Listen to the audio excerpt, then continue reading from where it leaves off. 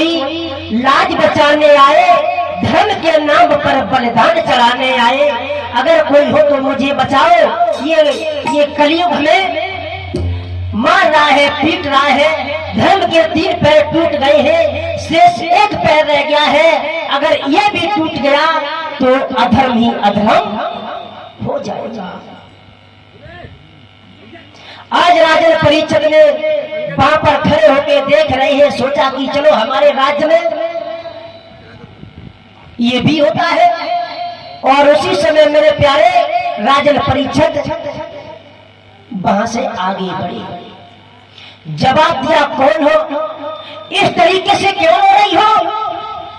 तो उसी समय पृथ्वी गाय के रूप में कहने लगी, हे राजन, हमें तुम गाय समझ रहे हो, हम गाय नहीं है, मैं पृथ्वी हूं।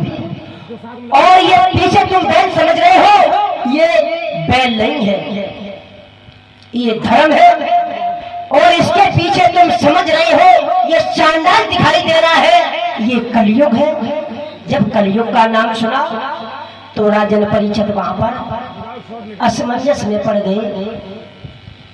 कलयुग, हाँ।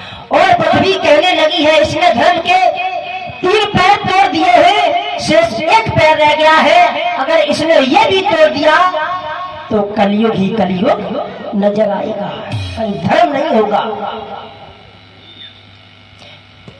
तो उसी समय मेरे प्यारे आज राजन परीक्षक को गुस्सा आ गया।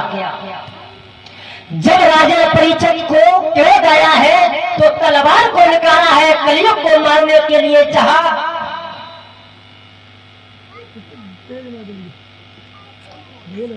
आज कलयुग कहने लगा है, ठहर जाओ राजन परीक्षक, हमें तुम नहीं मार सकते हो। क्यों? हमें ब्रह्मा जी ने वरदान दिया है, हमें कोई नहीं मार सकता। क्यों? और हमारे शेष 3 भाई थे, वो अपना राज करके चले गए हैं, अब मेरी बारी है, अब हमको भी राज करना है। मेरे प्यारे, जिस समय ये राजन परीक्षक ने सुना तो आज महाराज तलवार को रोक लिया। जब तलवार को रोक लिया है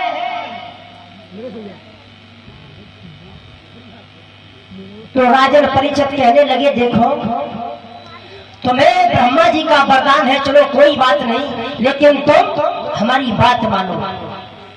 क्या? तुम हर जगह नहीं रहोगे, हर जगह नहीं रहेंगे, तो आप ही बताओ हम किस किस जगह रहे? तो राजन परीक्षित ने कहा कि जाओ, मैं तुमसे कह रहा हूं, जहां पर भाई का दुश्मन भाई हो और पंच न्यायी हो और बेस्या जहां की निवासन हो, जहां पर दारू के अड्डा हो, जहां पर झूठी गप्पे लड़ाई जाती हो, वहां पर तुम कलयुग में जाकर के पास करो, जाकर के तुम वहां पर वास करो। तो आज कलयुग कहने लगा कि राजन परीक्षक, तुमने हमें जितने आसन दिए हैं वो सारे आसन गलत है। गलत कैसे है? ना तो हम इसमें आराम से एक चैन से सांस भी नहीं ले सकेंगे, कोई हमें ऐसा आसन दीजिए जहां पर हम आराम कर सकें।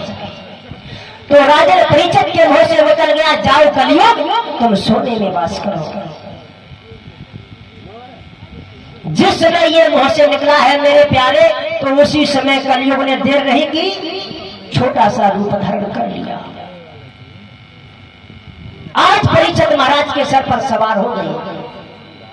जब कलयुग राजा परीक्षित के सर पे सवार हो गया, भगवान महाराज विद्यमानों का ये कहना है कि सोने में कलयुग का वास भी होता है। भगवान ने कृष्ण ने गीता में उपदेश दिया, धातु नाम अश्व कांचनम, धातुओं में सोना है। महाराज उस धन में कलयुग का वास होता है जो अवैध तरीके से कमाया जाता है, उसमें कलयुग का वास होता है। जो मेहनत की कमाई होती है वही रंग दिखाती है, महाराज जो अवैध तरीके से लोग कमाते हैं, कुछ दिन के लिए तो अच्छा लगता है, लेकिन अंत बहुत बुरा होता है, अंत बहुत ही बुरा होता है। राजन परीक्षित जो सोने का मुकुट वाले थे, वो मुकुट जरासंध का था। वो जरासंध का कैसे था? जिस समय इनके बाबा भीम जरासंध का वध करके आए, तो वो मुकुट साथ में लिए आए, साथ में लिए आए हैं। जब हस्तिनापुर में आए हैं तो एक कमरे में रख दिया और कमरे के दरवाजे पर लिख दिया, इसे खोलना सख्त मना है। जब इधर परीक्षित राजा बने हैं मेरे प्यारे, उसी समय राजा परीक्षित ने देखा है कि इसमें ऐसी कौन सी चीज है, इसे खोलने पे लिखा है इसे खोलना सख्त मना है। चलो आज हम खोलते हैं। जैसे ही राजा परीक्षित ने गेट को खोला, मुकुट देखा कि बहुत सुंदर है, सोचा कि यही आज लगा करके, आज पहन करके शिकार खेलने के लिए चली।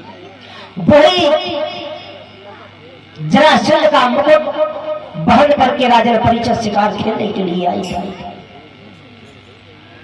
आज कलयुग सवार हो गया, जैसा कलयुग करवा रहा है राजा परीक्षित, वैसा ही आज कर रहे हैं।